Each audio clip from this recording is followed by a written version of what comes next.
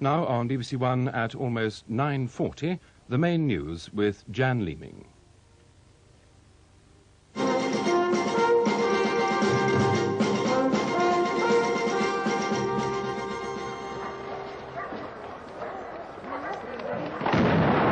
Dramatic end of the six-day siege. 19 hostages, including the 3 Britons, are safe. The end came with an assault on the building by the Army's Special Air Services Regiment, the SAS, not long after gunmen had killed 2 hostages and pushed the body of one out onto the embassy steps. They'd threatened to kill another hostage every half hour. It ended with 3 gunmen dead, 1 in hospital and another in police custody. Kate Adey watched the day's events.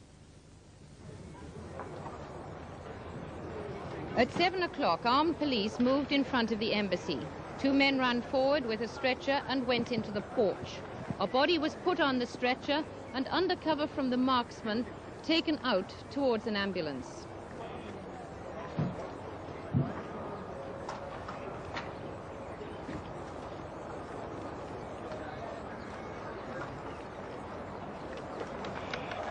Oh, shit.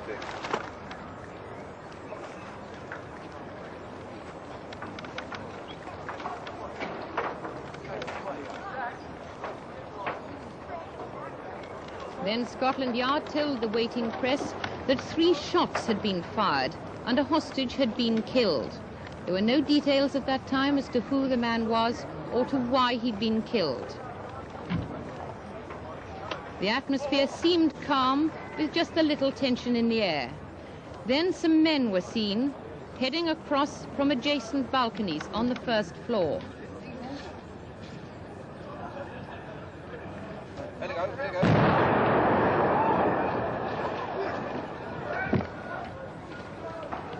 That was a bomb. That was a bomb.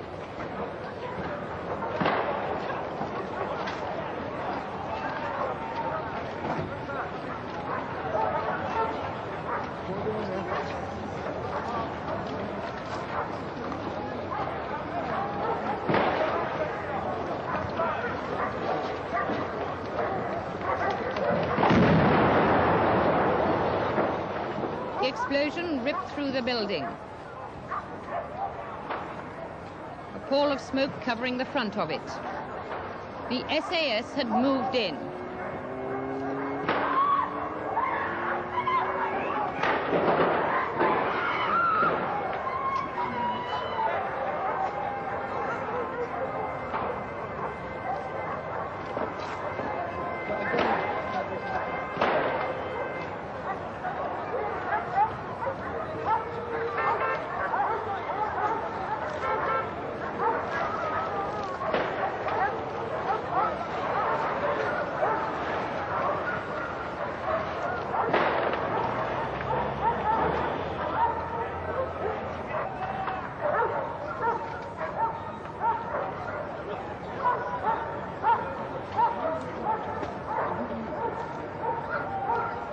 After a second explosion, smoke obscured the front of the embassy again.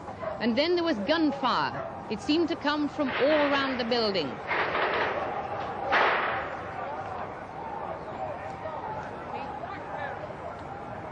By this time, the police and the press nearby were told to take cover, and they scrambled behind cars and equipment.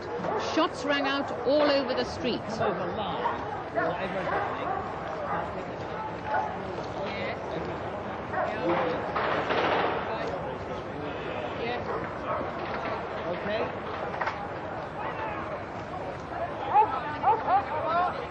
The 2 explosions caused a fire, and flames were seen on the first floor. Meanwhile, people were still taking cover in the streets outside, and no one was moving towards the building. The SAS were inside.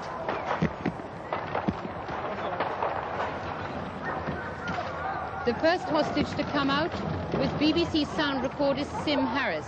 He scrambled from the balcony into the adjacent building. He'd gone to the embassy last Wednesday to get a visa for Tehran with BBC producer Chris Kramer. Chris Kramer later came out sick. He'll be talking to us later in this bulletin.